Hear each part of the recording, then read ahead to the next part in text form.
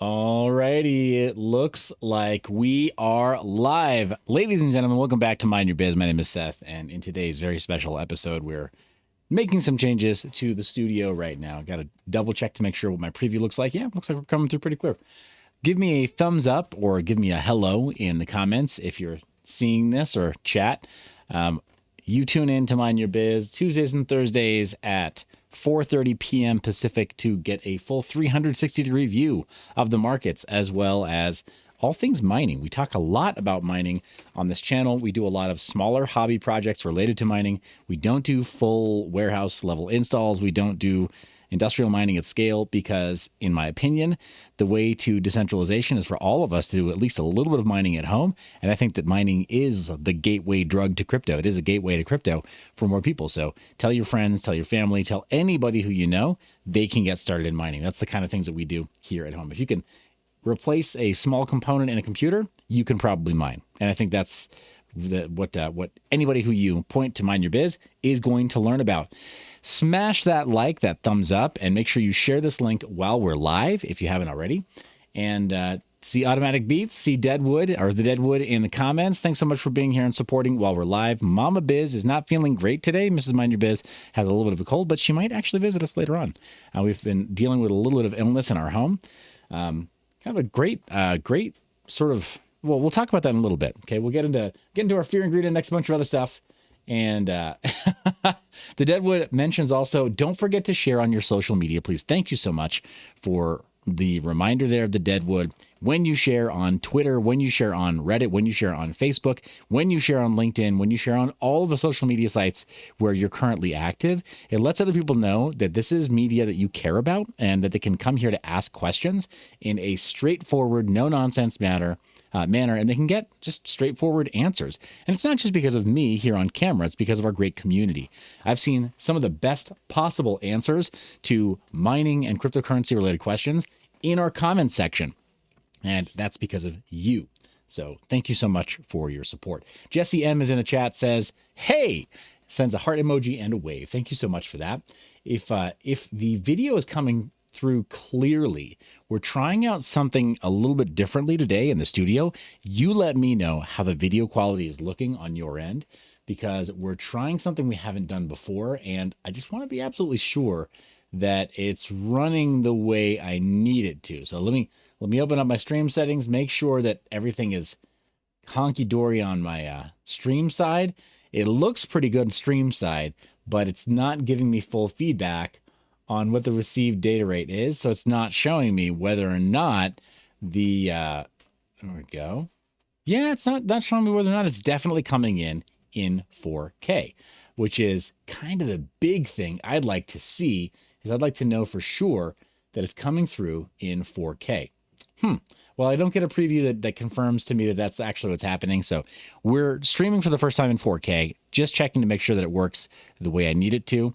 And, man, yeah, I've been going to the Apple Silicon devices for a while. It's dead silent over here. I'm streaming in 4K, screen sharing, been able to export video, which is typically my main workflow, export video. I don't do a lot of digital content creation by way of 3D titles or other 3D graphics for the most part. And I don't play games on my main workstation. I don't like to play video games on my main workstation.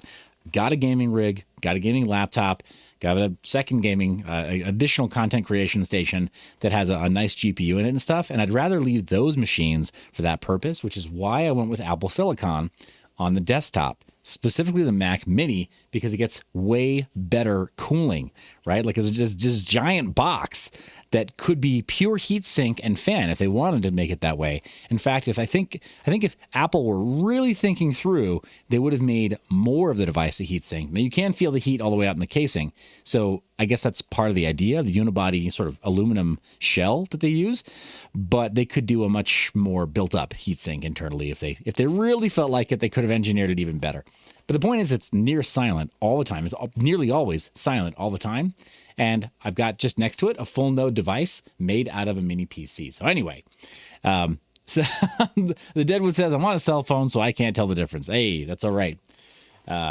So yeah, just to say, like, I just wanted to be sure that everything is running the way it needs to be And you can even see my little logo. What's normally a corner bug is up there because we were streaming in a slightly lower quality before, and not so much now, right? It's definitely improved. I'm going to be floating some stuff there in real time, so pay no attention to that stuff all floating away.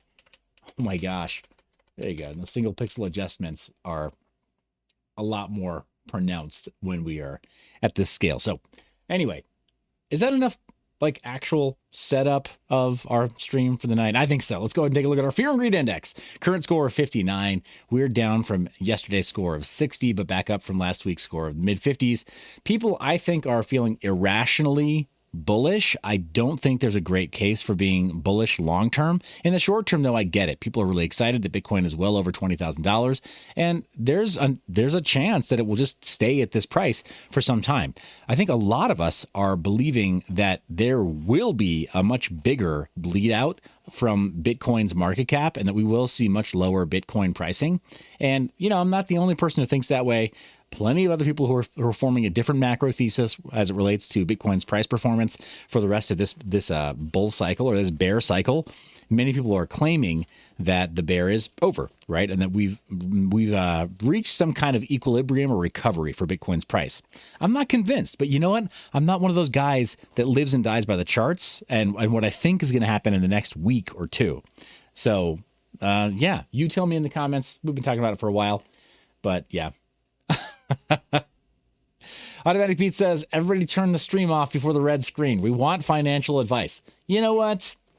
I can't say I blame you. That's what most people tune in for. It's disappointing when all they see are crypto bubbles, right? Conflux is killing it right now. Anybody who's been mining Conflux is extremely happy because your holdings have gone up by 500% over the last week.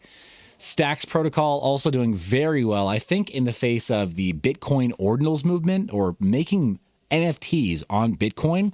It's all of a sudden gotten people thinking about what the utility is of Bitcoin. And, well, Stacks being a programming layer, a little bit like, say, Ethereum on top of Bitcoin, it kind of helps people envision what's really possible in a way that a lot of others don't, right? So Automatic Beats is excited to see some thick bubbles.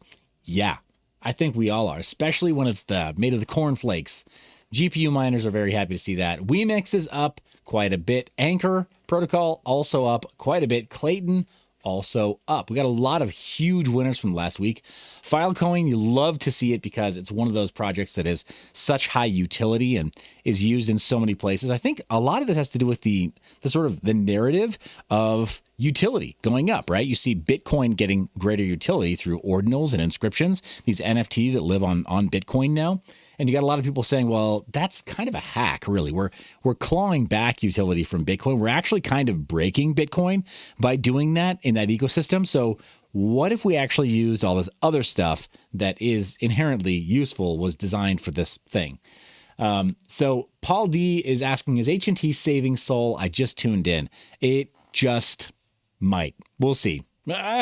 So here's the thing. For as much as it was like, it was bleeding for a while, it definitely wasn't dead, right? I think maybe I counted it out a little bit too early. Like, I've personally had my problems with Solana. I don't foresee myself using it for anything that is important to me. But I think there are a lot of other people who will put enough faith into it, and the VCs have certainly put in enough money that it's not going away, unfortunately. Jesse M says one of the first Bitcoin NFTs was traded for $100,000 CryptoPunk. Yeah, it's getting kind of crazy out there. What people are willing to do on Bitcoin and trade on Bitcoin for these ordinals, these new NFTs that are being printed there, it doesn't make sense. It doesn't make rational sense. And it has fueled a little bit more mania, I think, in the markets than I think Bitcoin warrants. But on that note, maybe we should take a look at that chart, yeah? Here's the chart. I'll move this out of the way. Just as a friendly reminder, I'm using the free version of TradingView, and I don't expect that I'm going to need the advanced version anytime soon. If I ever do, what I'm going to do is just go to cointrader.pro or charts.cointrader.pro. And I apologize that I do not have a native dark mode here, but CoinTrader offers all the tools that you would normally get in TradingView for free. And then you can add all your indicators. You can do everything else that you want to do. And yeah, I just wouldn't worry about it. I'm not going to worry about it at all. I'm not going to go spend on a premium membership over here when you could just get all the indicators you need at the baseline over here. And I mean, as it is, right? You got a lot of people telling you like, well, my indicators, they definitely tell me that we're going to definitely make this move. And I mean, how many times do these pro traders have to issue a retraction, right? Or issue an apology? So anyway, this is as good a time as any to just let you know. Clearly, I'm not offering advice. Clearly, I'm just some dude on YouTube taking a look at charts. If you came here just for technical analysis, I don't do technical analysis education. You know who does? It's really good. A guy named Crypto Cred. And that content is all available for free here on YouTube. And I mean, I've gone through some of it and it's very compelling. I still don't feel like it's teaching me to become a trader instead of just being a fundamental investor in cryptocurrencies. I don't know that it's convinced me that I should quit my day job and go into trading full time. I just don't think that's warranted. I think that the history serves to teach us that 90% of people who engage in any kind of trading at all, whether it's stocks or any other markets where they try to get involved in trading, they lose money. And I don't think I'm better than 90% of people when it comes to that pursuit. I might be better than 90% of people when it comes to other stuff in my life, but I don't think that I'm willing to take that kind of risk in trading to get good, so to speak. And I don't think that I want to be involved in any kind of a business where the requirement to make any money at all is to be better than 90% of people. And the requirement to make really good money is to be better than like 98% of people. That seems crazy to me. I'm going to stick with slow and low, right? The get rich slow method of investing in fundamental projects that I can just believe in. But yeah, anyway, back to the chart. Red Panda Mining apparently does both great TA and also sells bathwater. Here's the thing. I think Red Panda Mining also, if you asked him to, if you asked pretty please, he would probably go up to like his mining rigs and he would let them fart in a jar, right? So you get like, it'd be kind of like a combination of the ozone that's being emitted by his mining rigs, but then also a tiny bit of the really fresh scent because their farts smell like rose water or like rose. So like if you got him to capture some of that, he might sell it to you, but you have to pay him, I think, probably in like a crypto ordinal that's printed on Dogecoin. Good luck, by the way, because Dogecoin doesn't have Taproot enabled yet. So I don't know. He's cool, but is he really cool? Just saying. Charts are saying that we are still in that range, moving up, and yeah, apparently the chopsticks ain't lying right now. We are kind of just moving along that range. I'd love for us to see a reversal and kind of see it move back downward. I'd love to see us break to the downside and have it be a sustainable move down. But as you all know, I would also love to see Bitcoin on sale down here below $14,000. Is it going to happen anytime soon? Apparently not anytime soon.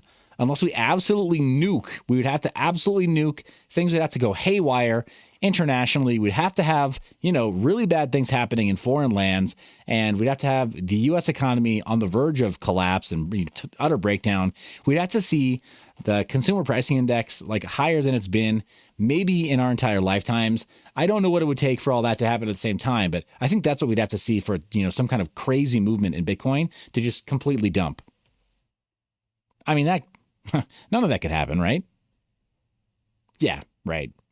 Anyway, Geek of All Trades says, yo, the Deadwood says Panda Jar Fart. Yeah, I think that's a good idea too. I mean, somebody tell Red Panda Mining that I said so. Go ahead and snip that little bit of this video out. I don't know. I mean, again, like he used to be cool. Is he cool? We'll see. Will he send his GPU rig farts? I don't know if he will.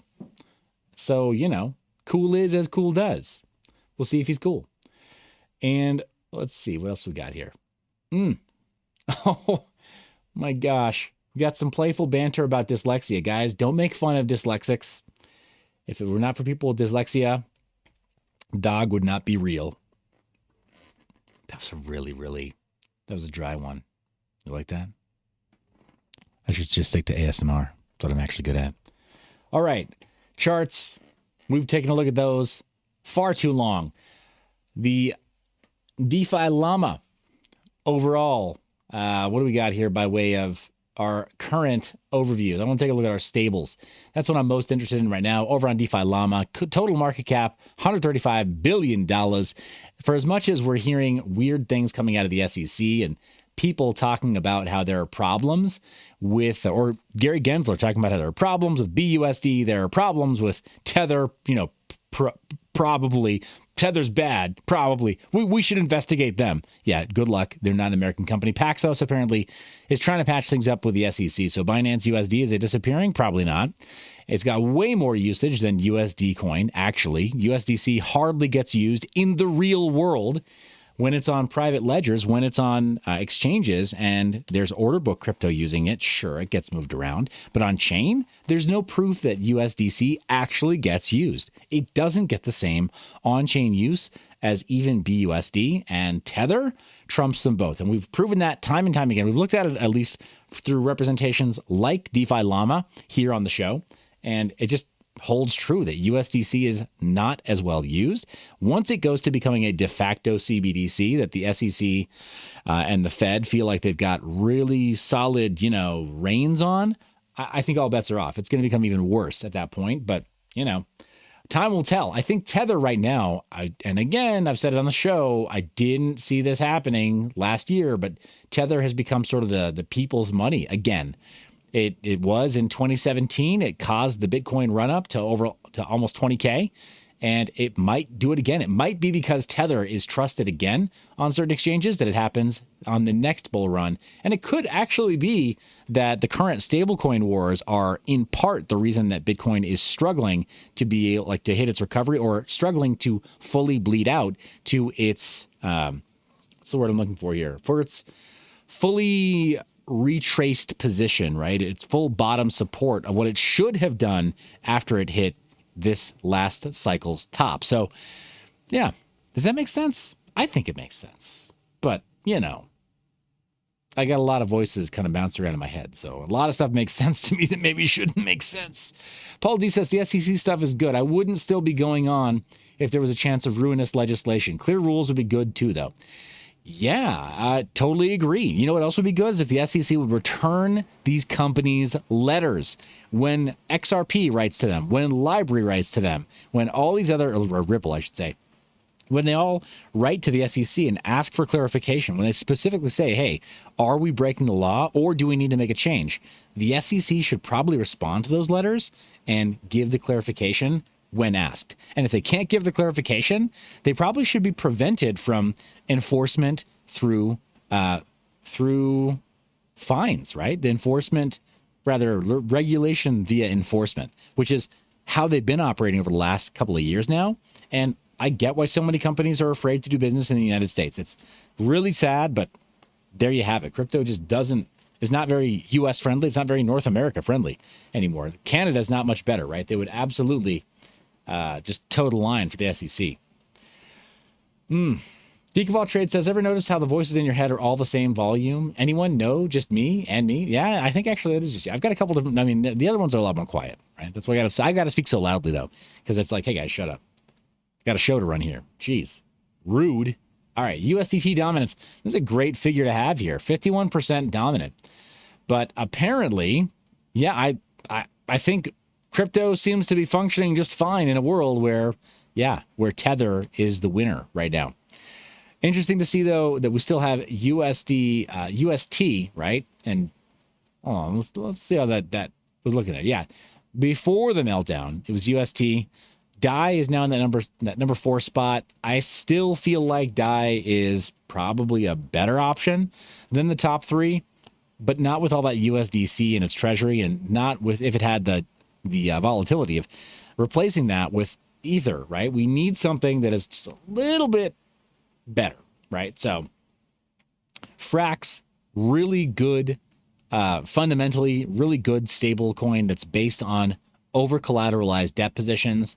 And then same with Liquidity USD, which is only at $250 million. It definitely needs more depth. It definitely needs more being printed there. SUSD finally got its peg again. For a while, though, Synthetics USD really struggled.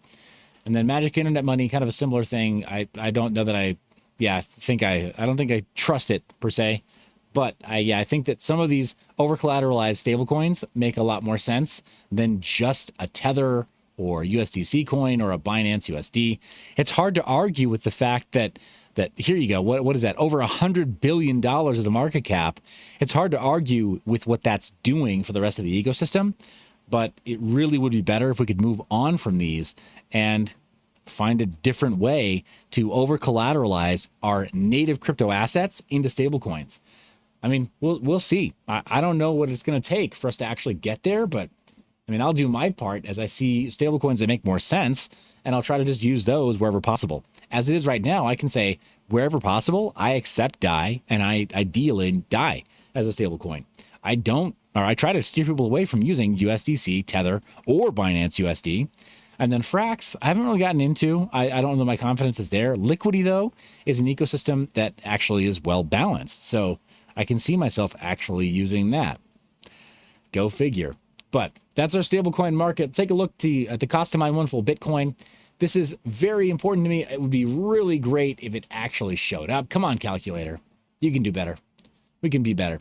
Let's go way back, though. I'm going to take you way back. And we are going to go all the way back to the S9 days at 8-cent power and 1% pool fee. And it looks like you're mining one full Bitcoin at $52,000 at a profit of negative $1.23 per day. If you're getting wrecked on the current price of electricity all the way up to the national average of 14 cents, it looks like you're actually spending $3 per day for the privilege of mining Bitcoin. Who would do that? Well, a guy who ordered an S9 and is going to turn it into a space heater, he would do that. I finally got one on eBay. I was getting gouged. I finally found one that where I made an offer and they accepted it at $46. I think I did okay for what an S9 is. Came with a power supply, so if I really just needed to part it out, I could probably sell the power supply for as much as I bought the S9 for, right? So I don't view it as any kind of a loss on the hardware purchase. What we're going to do in that video, I'm not necessarily going to be mining with that long term. I might go with something that uses an algorithm that I feel better about, but be on the lookout for that content. I'm going to go over, based on our last live stream, you guys confirmed to me, and Mrs. Mind Your Biz said this was a good idea, and she was on board, a silent ASIC mining rig that's a space heater. Sorry, it's silent. Here are the characteristics. It's an ASIC mining rig that is silent, a space heater, and an air purifier. It has to do all those things. It can't be anything less than that, because if it's going to consume any electricity at all, it has to dust bust, right? Our living space needs to make it the air cleaner to breathe, make it feel better to be in that room. It needs to make it warm, and then it can't be a nuisance. So it'll be running at very low speeds, but we got that going very, very soon. Miggy Foxy in the chat says, "What up?" Let's see. Paul D says $52,000 Bitcoin sounds good. You know, here's the funny thing also, is that it's always a question of dates. So $52,000 Bitcoin, when we finally get there again and we're heading towards a new all-time high, it'll seem like it wasn't really the worst idea, provided this thing is actually useful in some other way, right? So why not, right? Why not? But yeah, that's a project that is in production right now. Got the mini PC already running a full node. I need to check to make sure that full node is operating the way that I need it to. It's not fully in sync, but I'm syncing both the Bitcoin blockchain and the Monero blockchain, running not full nodes, pruned nodes, but they are local copies of both blockchains. And then I'm going to upgrade the internal storage to make sure I can run them at full copies of both the Bitcoin and Monero blockchains. I might run a third blockchain as well, keep a third blockchain in sync on that, but I'm not sure what it is that I want to run. You tell me, dear audience, should I be running, say, like a Flux full node? Should I try to run some other Flux node there? I don't have enough Flux collateral to run it, and I'm not really sure if that's what I want to do right now. It could be a problem with, there could be a problem with running too many services on this little mini PC and having it fail at being a Flux node and not having it pass any of the performance challenges that would come from the network. There could also just be way too many things going on there. As it is, I'm running the couple of pieces of software there.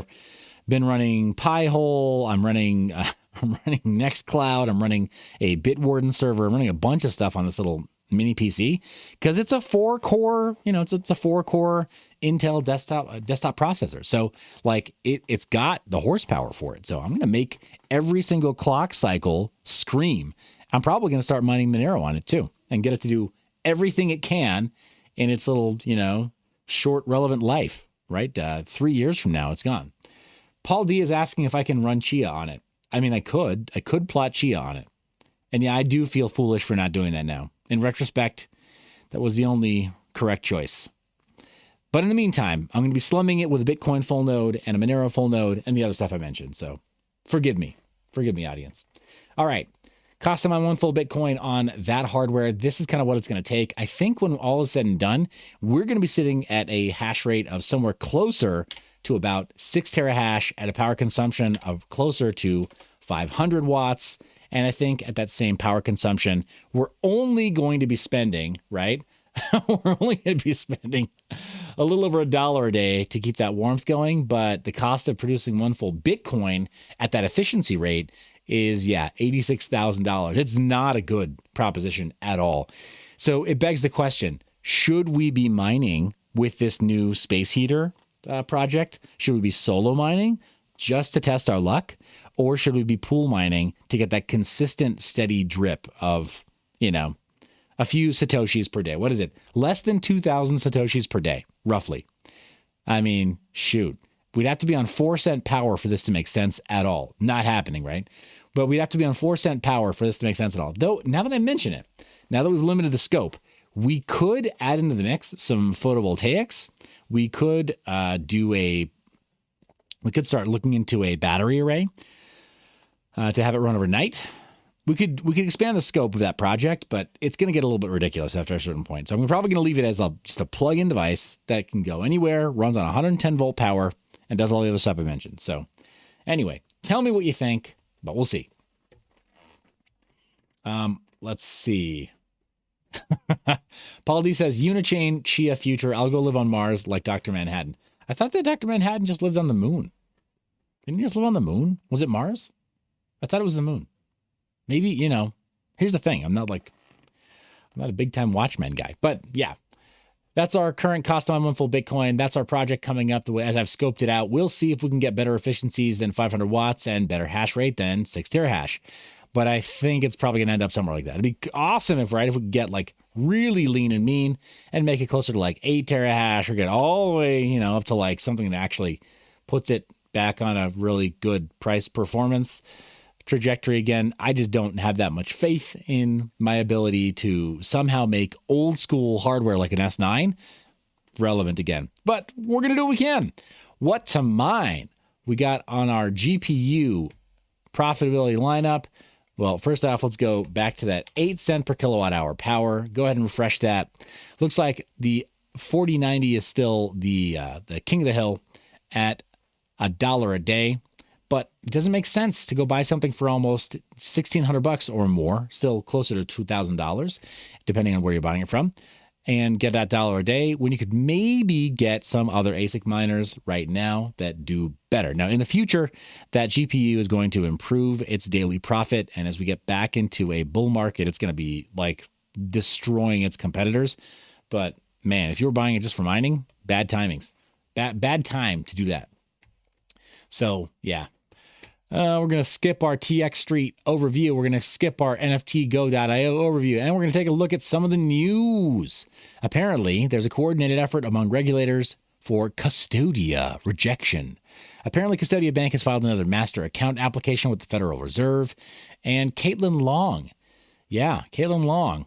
She's talking about how there's obvious collusion, right, in the regulatory environment. Caitlin Long, she's from Wyoming, and she's among the politicians who I think is doing it right. She's an ally to crypto, ally to the whole crypto ecosystem. But,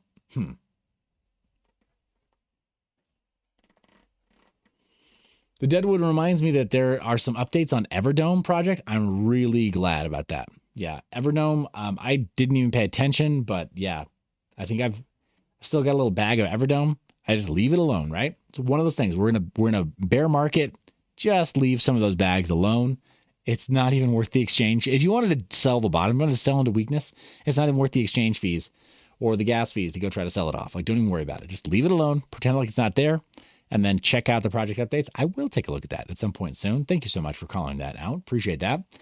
But yeah, so Long is saying if that anti-crypto faction thinks that crypto is going to go away or is not going to find its way back into the traditional U.S. banking system, they, the regulators, are going to be playing whack-a-mole for years down the road. She's right. She's 100% right. Regulators need to take this seriously. They need to pretend like they can't just will crypto away. That doesn't work. It's not going to work. It's never going to work. Crypto is never going away. We're stuck with it. Whether you like it or not, we're stuck with crypto.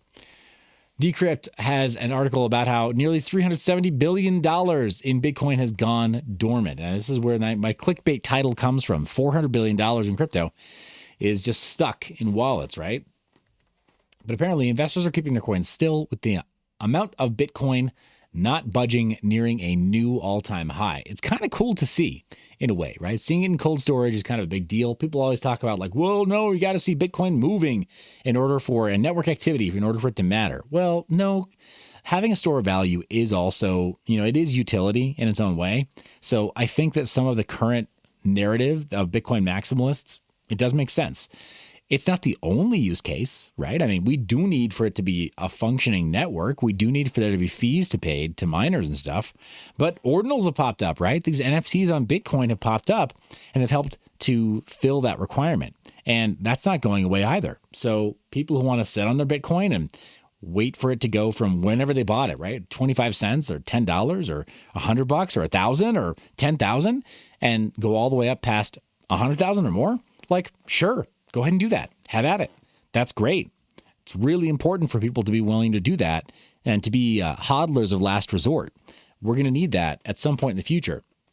But in the meantime, we need to feed the miners. We need to feed the network itself. So that's unfortunate that it's just totally stood still. But apparently, number of Bitcoins that are not moved for at least 6 months. That's the criteria. They're called the old supply. That's at 14.99 million, almost 15 million in Bitcoin. Jeez. So basically the majority of the current supply. Oh my gosh. So I wonder if, in that figure, it's got to include the current roughly 4 million Bitcoin that have been lost due to theft, death, and just key loss. So yeah, I don't know how to take this seriously. Like, I would need more clarification here. So apparently the all-time high is 15 million of them. And, but like, even that, all of this is a little bit suspect. What I think what they're saying is realistically only 0.1, right? Only 100,000 Bitcoin are actually moving. So yeah, that's kind of what I'm taking. Are you reading that the same way that I am? Only 100,000 Bitcoin are currently moving on a pretty regular basis.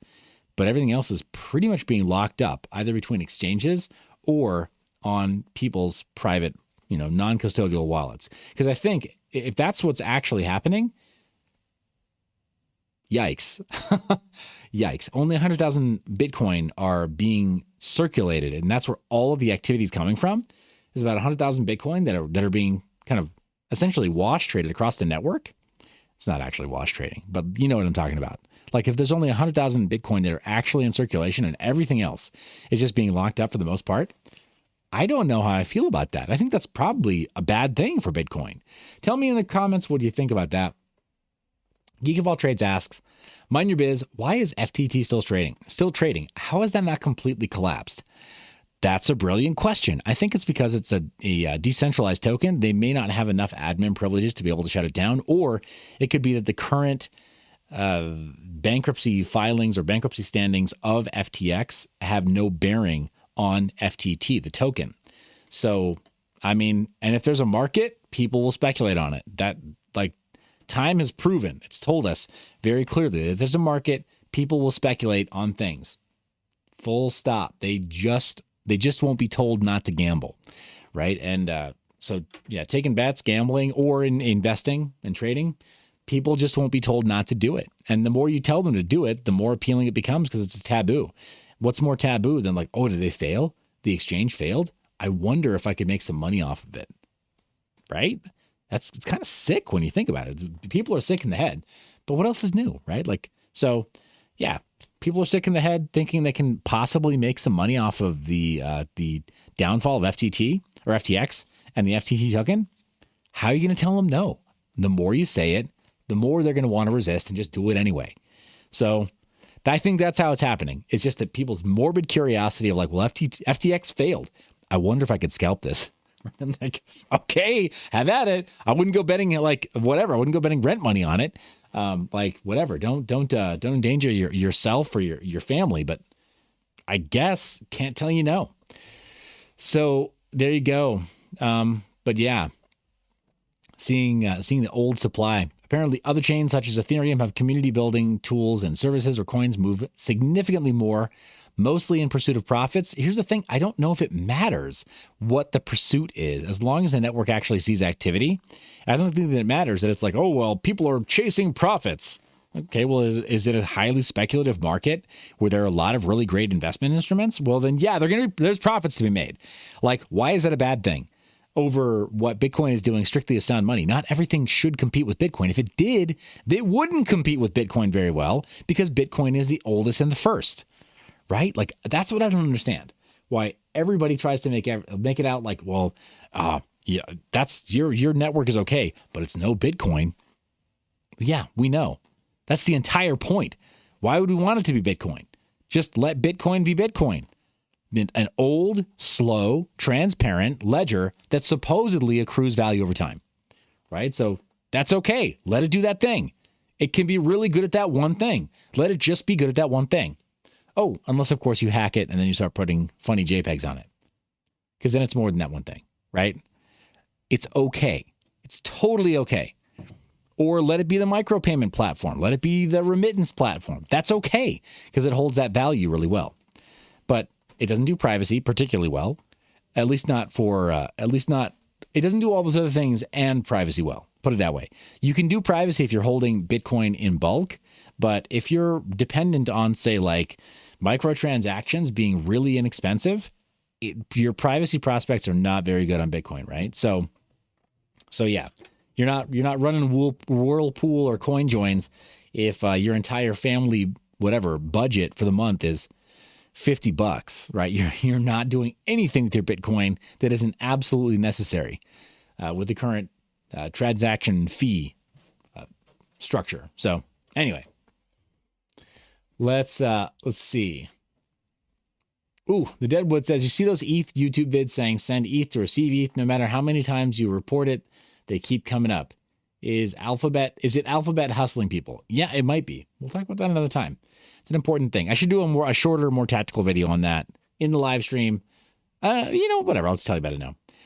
Just briefly, right? Those streams, people are able to like hack into old accounts that have high follower counts. They steal them, and then they just start streaming whatever they want. And then as soon as that account is shut down, they go hack another one, steal another one, rebrand it, do it all over again, rinse, repeat.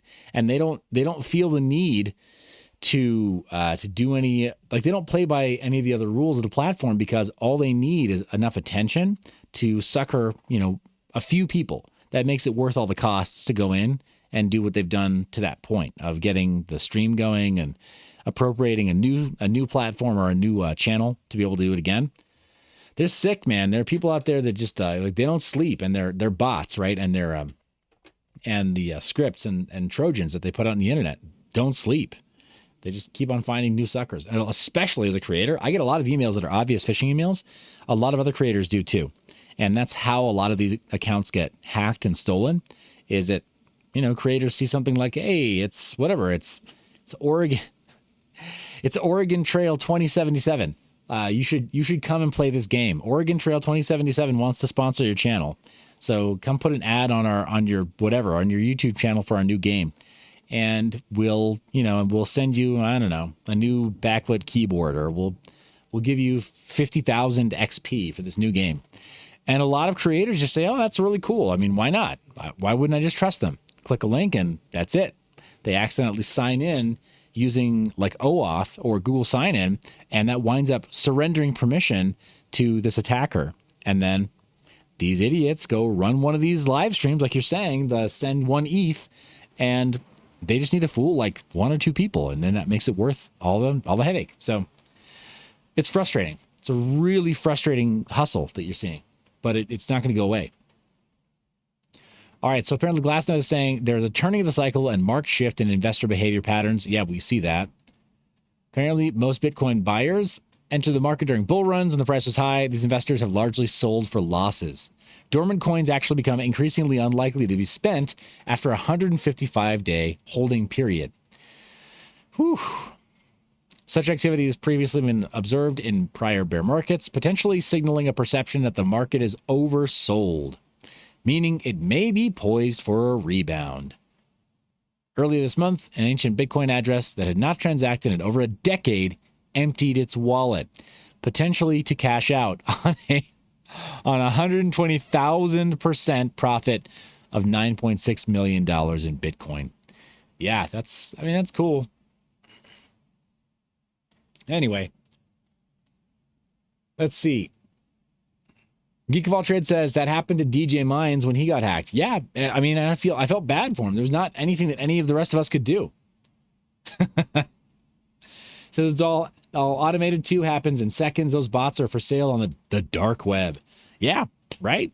Totally. I don't know, man. It's funny how the more things change, the more they stay the same. Like don't talk to strangers. Don't click strange links. Kind of that simple. But in additional news, Polygon Labs becomes the latest company to slash its workforce with 100 jobs cut. Apparently, they said earlier this year we consolidated multiple businesses under Polygon Labs. As part of this process, we're sharing the difficult news that we reduced our team by 20%, impacting multiple teams and about 100 positions. This was a painfully hard decision, but a necessary step in our journey.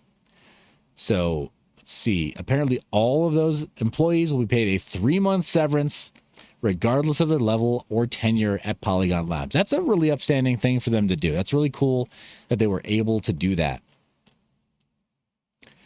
And let's see. But apparently, by the end of 2020, they had added 200 people. So it looks like they just grew really fast. At the same time, they've got phenomenal relationships, phenomenal partnerships right now. I mean, nobody can argue. Polygon's killing it. And, broken clock is right twice a day. Mind Your Biz was right about Polygon. There you go. Just when everybody else was crapping all over it, like Polygon's dumb and it's a side chain. It's not even a real scaling solution. All right. So it's here.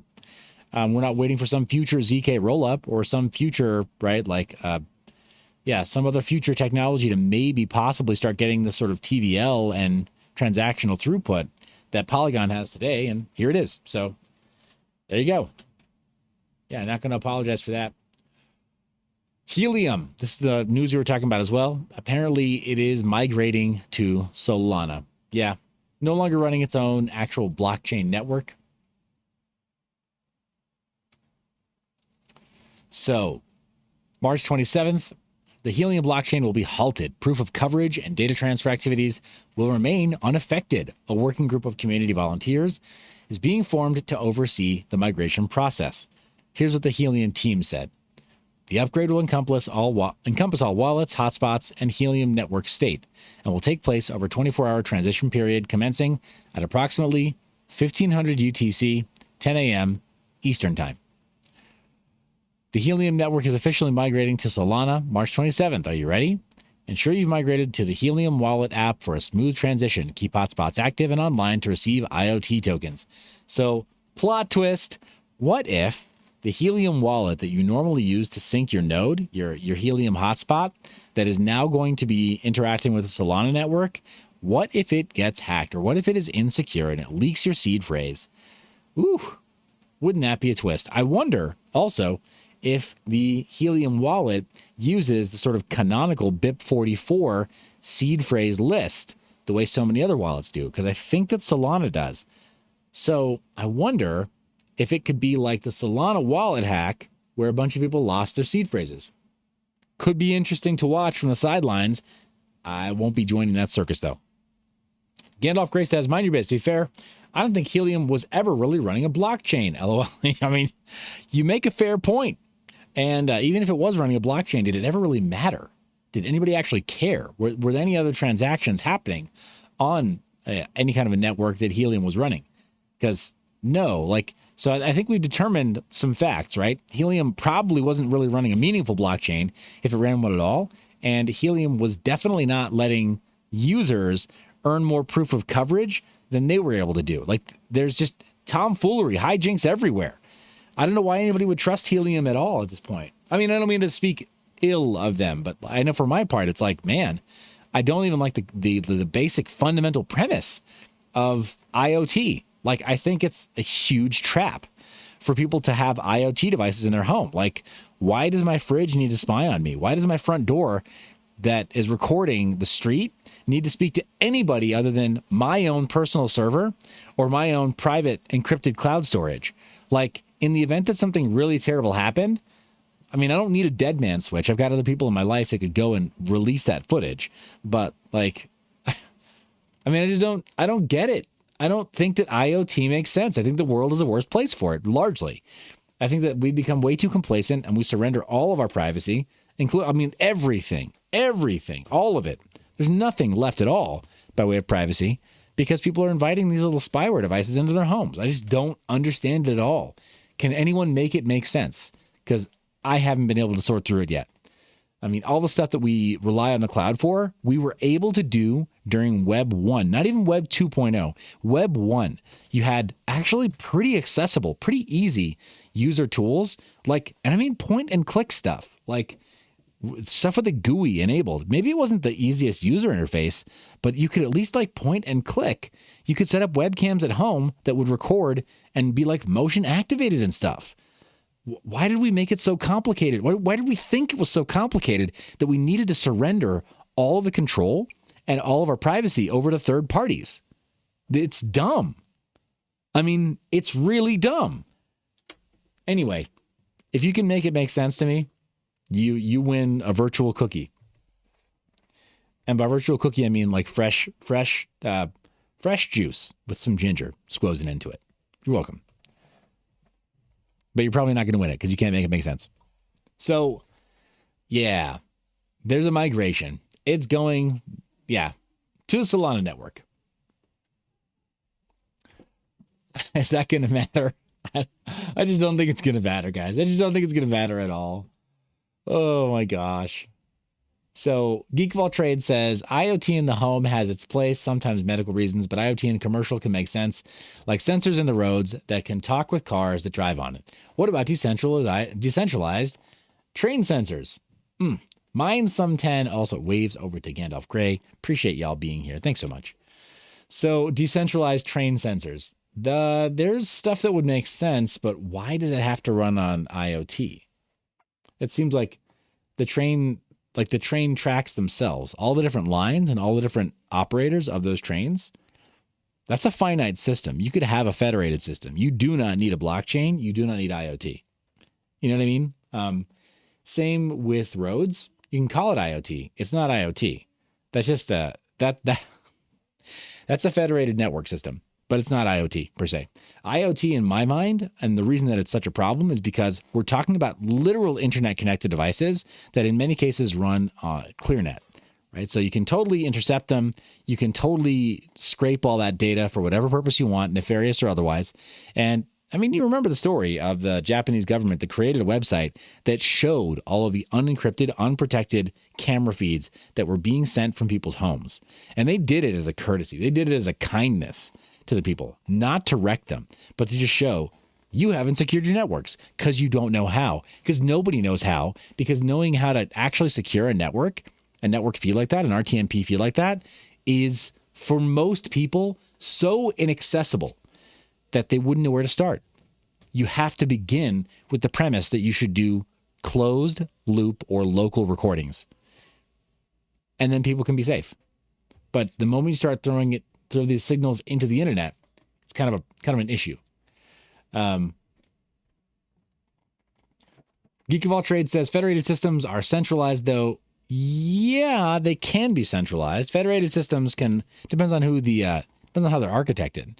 So that's what I'm getting at. Like for train control systems, you think it should be decentralized? Would you really want for it to be possible for any third party from anywhere else in the world to control our train supply chain? I don't. I think I'd rather know there's accountability with the train operators. Like, I'm okay with that being a centralized system only run by the train operators, like meaning the main lines, right? All of the main companies that actually own and operate all of the main engines that run along those lines. I am 100% okay with them having full accountability for everything that happens on those lines. I don't need to be able to type in from my terminal and ping their network and query whether or not trains are running on time. It just doesn't matter to me. Not even a little bit. So Enso Mining says, I'm trying to do my taxes and the crypto part is killing me. Ooh. Yeah, I don't think I can help you with that, Enso Mining. I think you need to find a specialist. I think I should probably interview a specialist and I should probably get some referrals from a specialist. I think that's probably the best thing I can do. Because somebody just texted me, somebody texted me today and they're like, Seth, do you do your own deductions? Do you do your own taxes? And I'm like, no. I, for years, have worked with a professional because it just got too complex for me after a certain year. It's not that it got too complex. It's that it's time consuming and that the person who I worked with was able to get me better outcomes, right? They were able to get me bigger returns by knowing what the latest deductions were and stuff. So like, why would I do it myself? Good luck with that though. I don't mean to, seriously, my heart goes out to you. I know you're going to make this awesome. Enso Mining, I know you're going to kill it. Geek of All Trades says, not control, but the accountability for transparency is what I am thinking. Well, okay, sure. Yeah, I guess. I don't know, man. Yeah, in a data-rich world, you're probably right. That's useful. It's useful information for sure. I wonder what it would take to have like a watchdog system that could feed some of those other they could create those data feeds where it's not even necessarily something you'd have to turn into an IoT thing. I mean, you figure SIG alert on the highways, Southern California highways, for the longest time they ran as a third party. They ran video feeds of all of the Southern California highways. And I mean, there's nothing illegal about citizens creating, or just like private entities creating camera networks and data feeds that cover some of those spaces. So like, there's a lot of gray area and all that too. It's just, what I don't understand is why people volunteer to give away all of this data to the internet from inside their home, right? Like, you got a little spy device over there. This mic has a physical disconnect switch. The mic capsule is totally shut off from the rest of the signal routing here. The same is true of the other microphone on this device. This is a webcam. There are no other native sensors to this Mac Mini. So even if I totally mistrusted Apple with their current operating system, even if I thought like they could somehow obtain sensor data through this, I can at least shut these things off. It's not like an Alexa, right? Or like an Apple Watch, or even like an Apple phone where it's constantly listening and it's creating a mesh network, even via Bluetooth when it has to, creating a mesh network with other iPhones that always finds a way to phone home, right? Like different, fundamentally different. And IoT is like that too. Like, I just don't trust it at all. I don't trust the operators on the other end, or anybody who can intercept some of the clear data that's going through these IoT networks, not to be evil. Helium might be fine. Helium network might be run by very good people. It's what anybody else that gets a hold of some of these data feeds might do with the data that I just mistrust because I can't know. Anyway, Geek of All Trades says, you're very right. It's all about convenience, trumps security, and privacy, right? Yeah, I mean, you said it best just right there, man. You said it very succinctly. And I agree with you. Yeah, unfortunately. People are seeking convenience over all the other stuff. And you're right. It just still doesn't make sense to me. So, tell you what, I owe you that fresh squeezed juice when we meet up in person next anyway. Like, whatever. We'll make some, we'll juice some kale. No, we won't. Well, probably not. But we'll do something healthy, right? Yeah. Mind Your Biz does not buy beers for people. I can't be that influence in the world. So, but that's Helium migrating. Bitcoin is apparently mirroring 2017. And let's see. weekend sees third attack on 25K. I'm a little tired. Hasn't been that long a day, but I'm a little bit tired apparently. But it tapped 25K for the third time on February 19th, and as an all-important weekly close approached. Ooh, tell us. Tell us, what does this mean? Sunday price movement can typically only be trusted towards daily close. Other than that, just got to hope it stays in current range, says Josh Rager. Whew. Clear path to 25K. Also pulled the notorious bid wall, moved it down to 23. The notorious BTC buy wall moved again. It appears they are trying to push price into their own risks.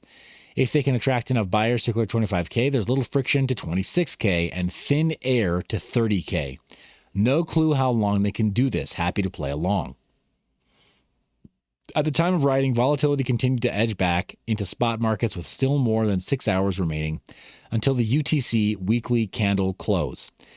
2017 comparison suggests big move in coming week. The longer-term view, meanwhile, formed cause for calm for trading suite data center or decentrator.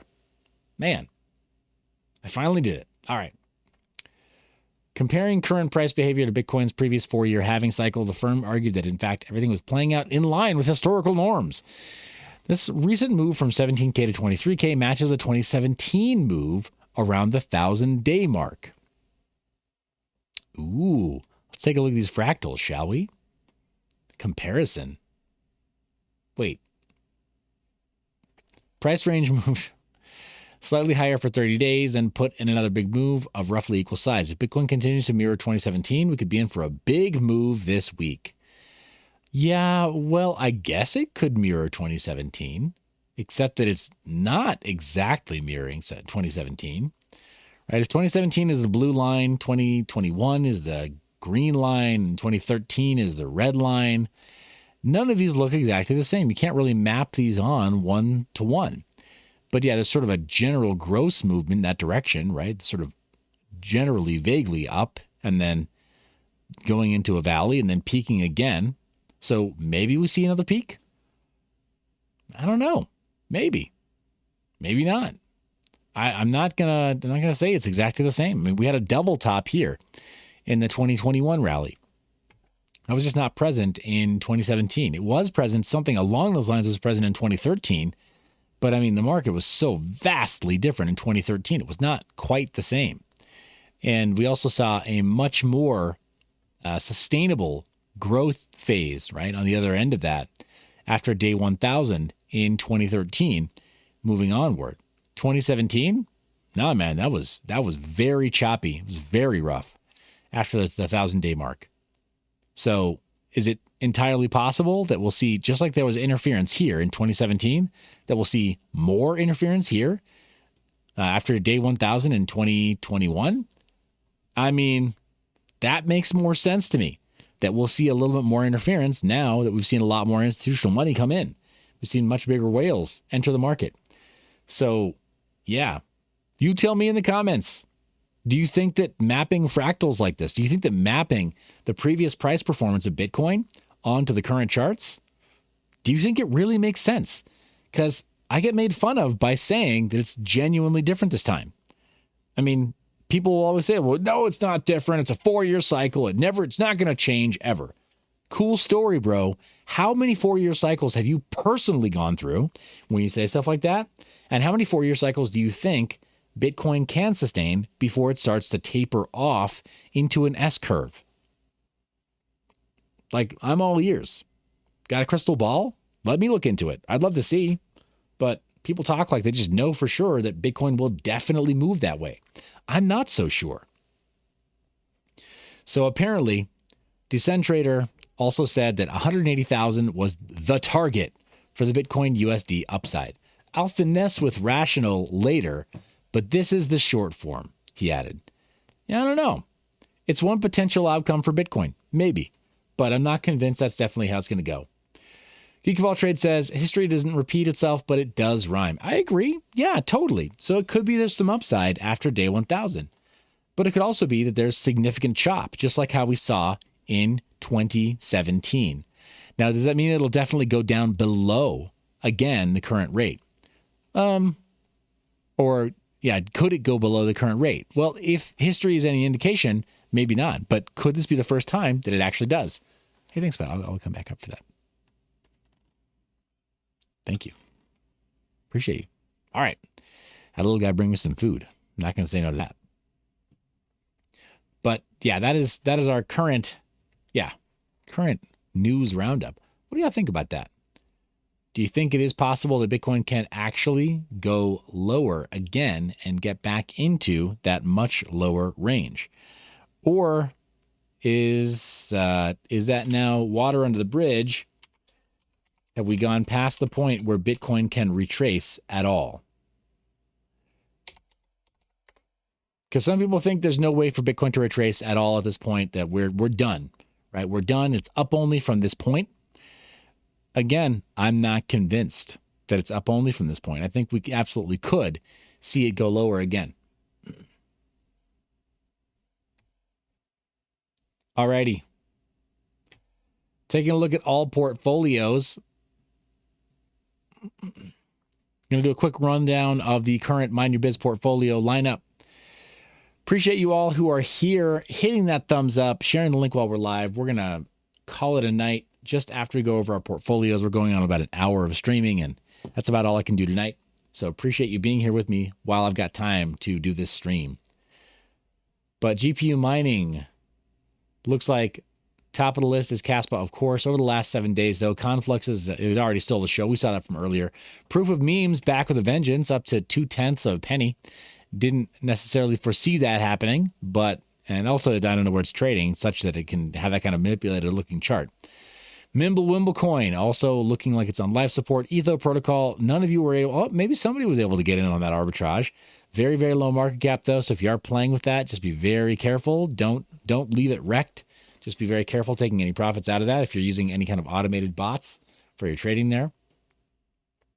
And then biggest loser this week, Equilibria, fell off a cliff, didn't come back 7 days ago.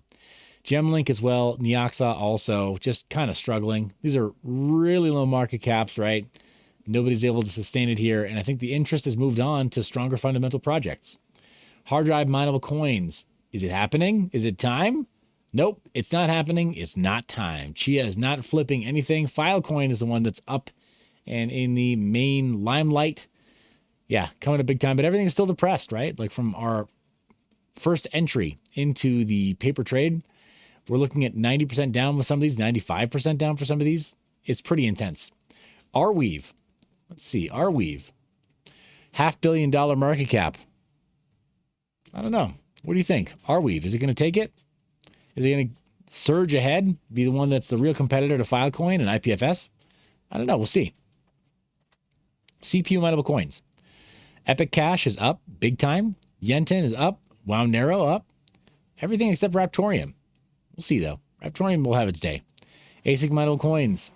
Nervos Network, Bitcoin Cash, and TBTC. So a wrapped Bitcoin representation. It's kind of surged ahead. Biggest losers there are Litecoin, Bytecoin, and SBTC. Too bad.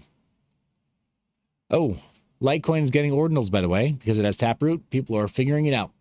Digibyte, Telor, Caspa up. Nimic down. Proof of Stake smart contracts. Neo, Kusama, Moonmover up.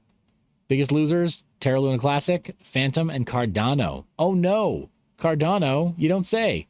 Thought it was also up only. The junk drawer. We're seeing Floki, Dragon's Quick, and QuickSwap, the old version of QuickSwap.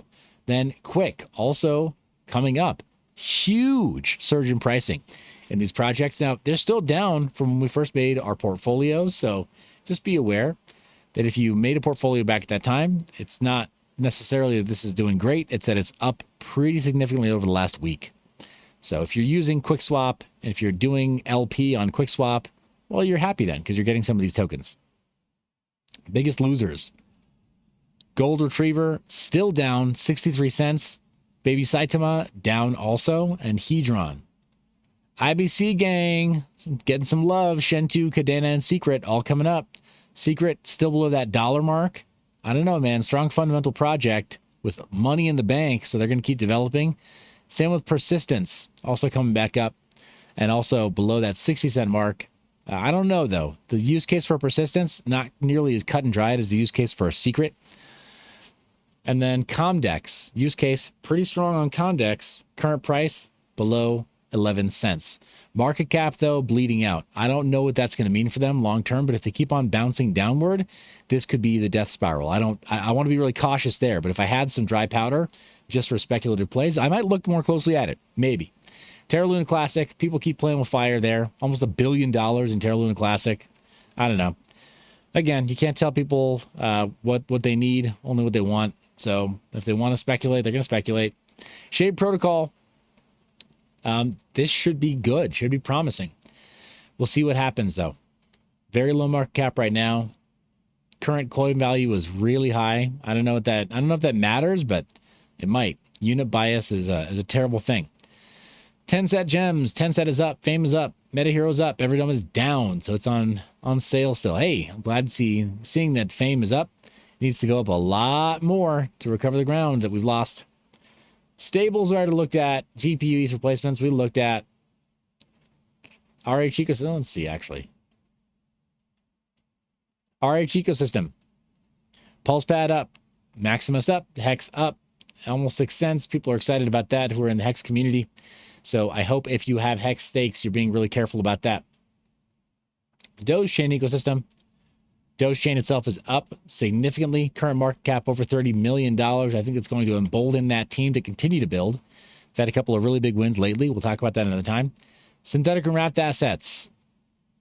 TBTC, mentioned it earlier. It's doing really well. So there you go. If you have some TBTC, it's only $7.5 million worth, but you have that on Ethereum, then you're doing really well. You have an arbitrage opportunity to be able to flip that over to something else. Maybe you don't. I don't know. Maybe you already had some, but you didn't have the opportunity there. Looks like currently wrapped Bitcoin is up higher than both TBTC and SBTC, but Pax Gold is down. Tether Gold is down. And then privacy coins. I've added this entire category. This was important to me because I want to track the price movement of privacy coins. We do need to create an actual portfolio in privacy coins. We haven't done this as just a bulk category, but it's such an important thing to me that I want to be able to put projects, especially as I interview them, because I do those privacy interviews for free. I've got about a half dozen of them currently in the can that I'm going to be releasing over the next several weeks. I might have to release them faster so that I get them to you as fast as possible, but this is important to me. As you know, for the last 5 years, I've been interviewing privacy projects, and in some cases I've been the first to interview developers of privacy projects. And so being able to track the way that those coins perform in the market, that's another important thing to me. So yeah, here we go. Let's take a look at this. Ethereum. Wait a second. Did I actually just list Ethereum as a privacy coin? Well, yes, I did, actually. We'll talk about that at length in another video, but it'll make sense. BNB, did I list that as a privacy coin? Yes, I did. I also listed Polygon. Why would I do that? We'll talk more about that another time. But pure privacy coins, Monero, Zcash, Horizon, Secret, Pirate Chain, Dero, Pivex, Epic Cash, Oxen, Particle, Grin, Beam, Shade Protocol, WowNero, Veil, Grim, Mimblewimble Coin, and others. We're going to keep on adding these over time. You let me know which privacy coin you think is important to add. I'll add it right here, right now. Leave a comment. Tell me in our live chat, Seth, this is an important privacy coin. Add it, and I will do so. Unless, of course, you're trolling, in which case I might not. While I wait for those comments, I'm going to grab a little bite of this here. Salmon.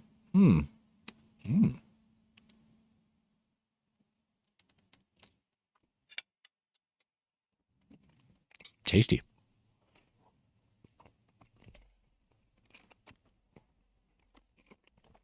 Looks like Epic Cash and Veil, Mimblewimble Coin are our biggest winners this week. For Epic Cash, that brings the market cap back up into the 8 figures. Grim is on the list, sort of in name only. Sort of understood that it's been struggling for a long time. Shade Protocol is down, the only one on sale. Everything else is up relatively for the week. And that is our portfolio.